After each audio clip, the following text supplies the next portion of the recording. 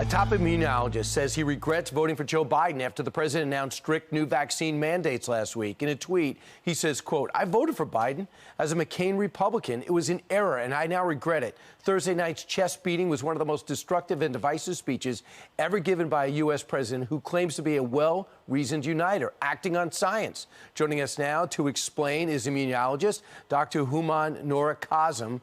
Doctor, what brought you to that point? Good morning, Brian. Thanks very much for having me. Look, I was reflecting this past weekend on the 9/11 remembrance, and I remember back in 2001 how essentially every media outlet was united and transmitting the same message.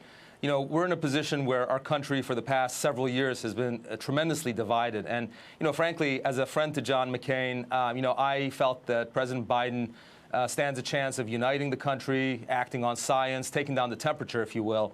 And, on Thursday, I finally came to the recognition as an immunologist, based on the rigidity of this mandate and the massive blunder that's contained within it, that this is not happening. I have to say, the mandate as it stands, essentially has opened the door to discrimination against about 80 to 100 million Americans who are naturally immune.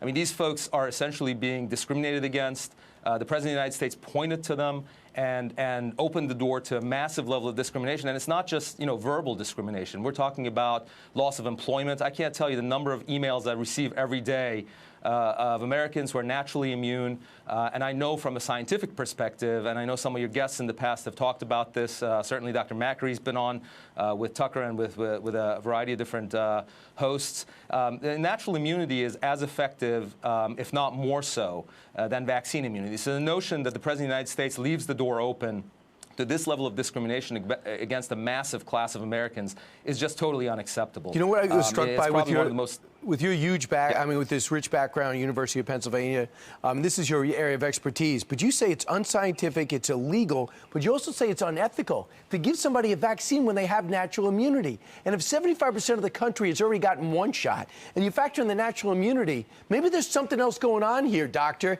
and maybe people who aren't vaccinated aren't villains as they're being made out to be.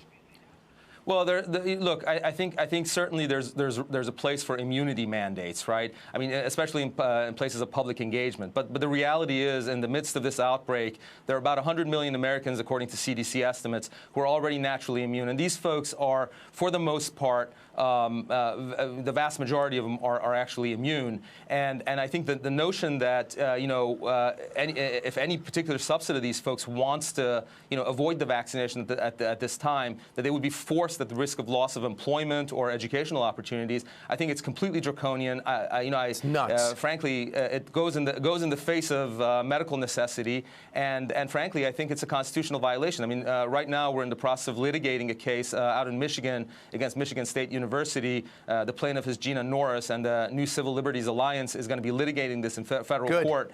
The idea is this actually an unconstitutional thing when it comes to the class of millions of Americans who are naturally immune? I believe it's medically, ethically, incorrect, and certainly it's very likely that it's constitutionally a violation as well. And I can't tell you, as someone apolitical like you, a doctor who's an expert in the field saying it has so much weight.